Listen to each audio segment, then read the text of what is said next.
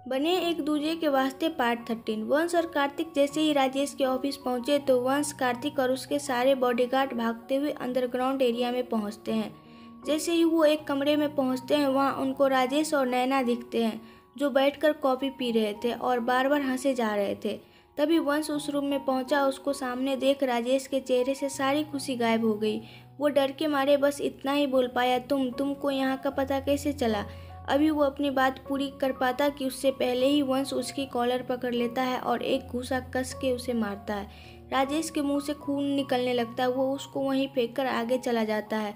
उसके आगे के कमरे में कुछ लोगों के हंसने की आवाज़ें आ रही थी। उसके बढ़ते कदम अब चाह कर भी आगे बढ़ नहीं पा रहे थे। वो सामने का नज़ारा देखने के लिए खुद को तैयार नहीं कर पा रहा था। उसकी धड़कनें तेज होती जा रही थी। घबराहट से उसके हाथ काँप रहे थे। उसने अपने आप को ऊपर की ओर उठाया। उसने अपने आप को बुरा से बुरा नज़ारा देखने को तैयार किया और दरवाजे को धक्का देकर खोल दिया। उसने सामने देखा तो सानवी रेड कलर के नाइटी में पड़ी थी। उसके हाथ पैर बेड के चारों कोनों से बंधे हुए थे और सानवी के मुंह पर कपड़ा बांध रखा था और कुछ 4 से 5 लोग उसके अगल बगल बैठकर उसको छू रहे थे। सामने वीडियो रिकॉर्डिंग के लिए लगी थी। तभी अचानक से दरवाजे के खुलने की आवाज़ सुनकर सब अपनी जगह खड़े हो जाते हैं। सामने वंश को देखकर सबकी सांसें रुक जाती है। वंश एक नज़र उन सबको देखता है। ये वो लोग थे जो अपने बिजनेस में फ्रॉड करते थे और वंश ने उन्हें बर्बाद किया था। फिर वो सानवी को देखता है। वो उसको देखकर थोड़ा काँप सा जाता है। वो अपने हाथ के इशारे से अपने पीछे आ रहे बॉडीगार्ड्स को रोक देता है और अपने कोट को उतारते हुए आगे बढ़ता है। सानवी उसको अपने सामने देखकर रोने लगती है। वंश को देखकर सारे आदमी अपनी अपनी जान बचाने के लिए कमरे से बाहर भाग जाते हैं। उनको बाहर आता देख कार्तिक गुस्से से पागल हो जाता है। वो राजेश को 3-4 थप्पड़ मार देता है और कहता है, तू इतना नीचे कैसे गिर सकता है? तू तो उससे प्यार करता था। मैंने तेरे लिए उसे छोड़ दिया था, फिर तूने ऐसा क्यों किया? बोल क्यों किया ऐसा? राजेश एक घटिया मुस्कान के साथ बोलता है, क्योंकि नफरत करता हूँ मैं तुमसे। बर्बाद करना चाहता था तुम्हें, इसीलिए प्यार का नाटक किया मैंने उसके साथ, ताकि तुझे तकलीफ हो। बचपन से लेकर आज तक मैंने सिर्फ तुझसे नफरत की है। मुझे लगा था कि उससे ब्रेकअप के बाद तू खुद को मार लेगा, लेकिन वहाँ भी तेरी किस्मत अच्छी थी जो वंश ने तुझे बचा लिया।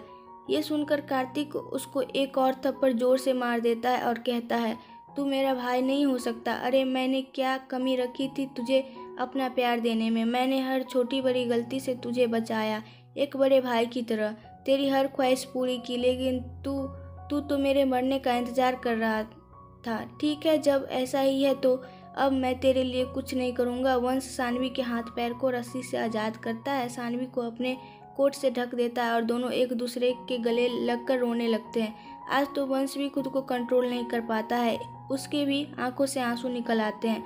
वो सानवी से पूछता है, क्या किसी ने तुम्हारे साथ कुछ? सानवी रोते हुए ना में सर हिला देती है। वंश सानवी को कुछ देर यूं ही अपने गले लगाए रहता है। उधर कार्तिक से इंतजार नहीं होता है और वो भी अंदर आ जाता है। वो सानवी को वंश के गले लगे देखता है। उसके दिल में एक अजीब सा दर्द उठता है। वो धीरे धीरे उनकी तरफ बढ़ता है और वंश के कंधों पर अपने हाथ रखता है। वंश कार्तिक की तरफ देखता है और कार्तिक से कहता है, तुम सानवी को घर लेकर जाओ। मुझे पता है अब जो यहाँ होने वाला है तुम उसको देख नहीं पाओगे। मैं तुम्हें बाद में सब बताऊँगा। कार्तिक आगे बढ़ता है और सानवी को अपने बाहों में उठा लेता है और जाने के लिए मुड़ता है तो सानवी वंश से कहती है, वंश उसने मेरे साथ आज तक जो भी किया है उसके साथ भी वही सब करना है। आपको मुझे तभी खुशी मिलेगी जब मैं उसकी चीखें सुनूंगी। नैना भी इसमें शामिल है। कार्तिक उसको लेकर चला जाता है। वंश गुस्से से पागल हो जाता है। वो राजेश को पहले तो बहुत मारता है, फिर बोलता है इसको ले जाओ और इसके साथ भी वही सब करो जो इसने सानवी के साथ करने की सोची थी। इसके साथ लगातार 3 दिन तक वही सब होना चाहिए। उसके बाद इसके हाथ और पैर को तोड़ देना और इसको मौत के घाट उतार देना।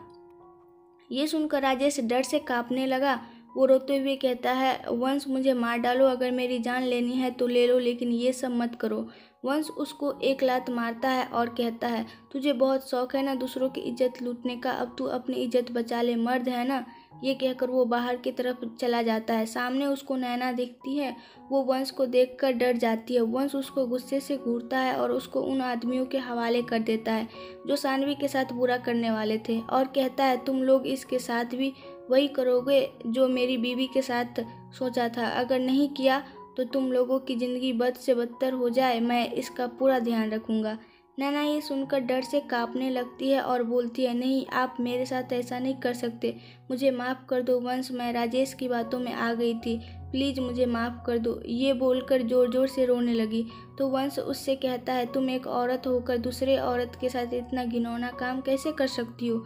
अब तुम भी वही महसूस करो जो मेरे सही समय पे ना आने पर अभी सानवी महसूस कर रही होती।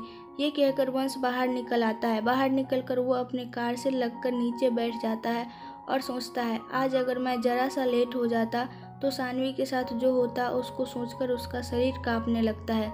ये सोच कर उसके आंखों से आंसू निकलने लगते हैं। कुछ देर वहीं बैठे रहने के बाद वो उठता है और कार ड्राइव करके अपने घर की तरफ चल देता है।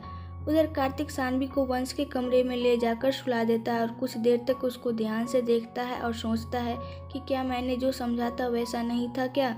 उस वक्त तुम निर्दोष थी, अगर ऐसा था तो तुमने मुझे बताया क्यों नहीं? उसके मन में हजारों सवाल आ रहे थे। तभी वंश वहाँ आ जाता है। वो सानवी को सोते हुए देखता है तो उसको आराम मिलता है। वो कार्तिक से पूछता है, क्या वो सो गई? कार्तिक नाम में सर हिलाता है और कहता है, नहीं, उसको शायद कोई बेहोशी की दवा दी गई है, इसलिए वो कार में बैठते ही बेहोश हो गई। मैंने डॉक्टर को कॉल किया है, वो आते ही होंगे। डॉक्टर आता है, वो सानवी को दवा देता है और कहता है उन्हें कुछ देर में होश आ जाएगा, और वो चला जाता है। डॉक्टर के जाने के बाद वंश कार्तिक को ड्रिंक के लिए बुलाता है। कार्तिक और वंश दोनों ड्रिंक करते हैं और वंश सानवी के साथ जो भी हुआ था वो सब बातें कार्तिक को बताता है।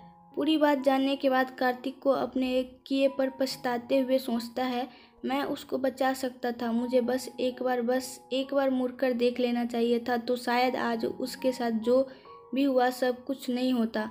मैं अपने आप को कभी माफ़ नहीं कर पाऊंगा। वो सानवी को देखना चाहता है पर उसकी हिम्मत नहीं होती। वो चुपचाप से अपने घर चला जाता है।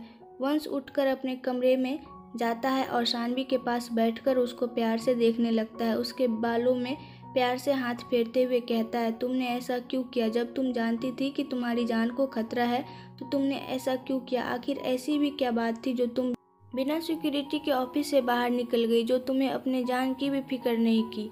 वो धीरे धीरे झुकता है और सानवी के माथे को चूम लेता है। कुछ देर बाद सानवी को होश आता है तो वो वंश को अपने सर के पास बैठे देखती है। वंश सानवी को जगह देखकर उसको पानी लाकर देता है और सोफे पर सोने के लिए जाता है। सानवी उसके हाथों को पकड़ लेती है और कहती है, वंश, क्या आज आप मेरे पास सो सकते हैं प्लीज़? वंश अपना सर धीरे से हाँ में हिला देता है और सानवी के बगल में लेट जाता है। उसके दिल की धड़कनें तेज हो जाती है। वो पहली बार सानवी के बगल में सो रहा था। उसे सानवी के शरीर की खुशबू आने लगती है। सानवी डरते हुए उसके सीने से लग जाती है। वंश एकदम से चौंक जाता है। वो मन ही मन सोचने लगता है कि क्या सानवी उसको पसंद करने लगी है।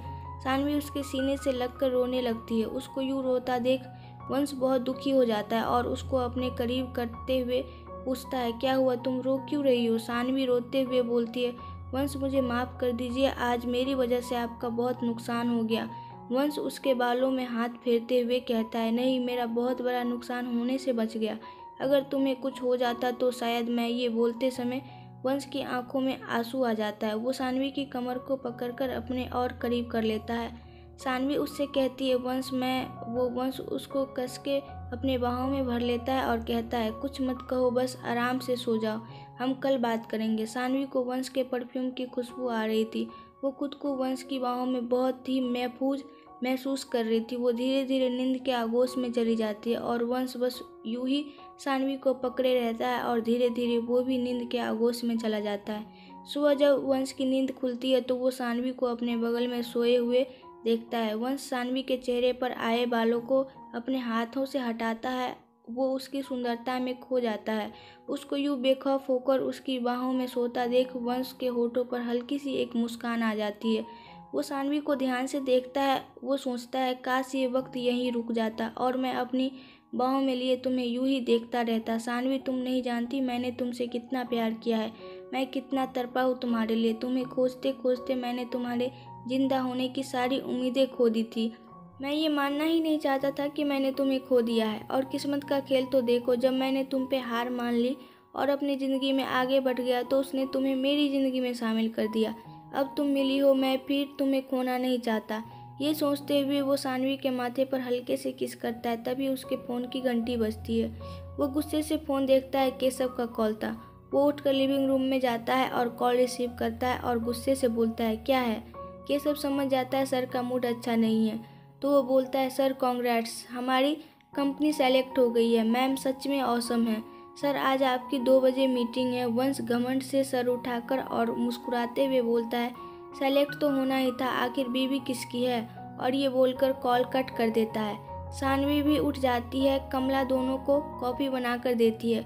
वंश सानवी को रूम से बाहर आता देखता है तो मुस्कुराते हुए बोलता है, आप फेमस होने वाली है। Miss Saanvi autograph please. Saanvi को कुछ समझ नहीं आता है तो वो वंश से पूछती है, क्या हुआ वंश, सुबह सुबह आप कैसा ऑटोग्राफ मांग रहे हैं? क्या बात है? वंश उसको देखता है और बोलता है, हमारी कंपनी सिलेक्ट हो गई है। सानवी को अपने कानों पर यकीन नहीं होता है। वो खुशी से चिल्लाती है। उसको खुशी में होश ही नहीं रहता और वंश के गले लग जाती है और बोलती है, थैंक यू वंश, थैंक यू मेरा सपना पूरा करने के लिए। वंश एक पल के लिए तो सदमे में चला जाता है, क्योंकि आज से पहले उसने सानवी को इतना खुश नहीं देखा था।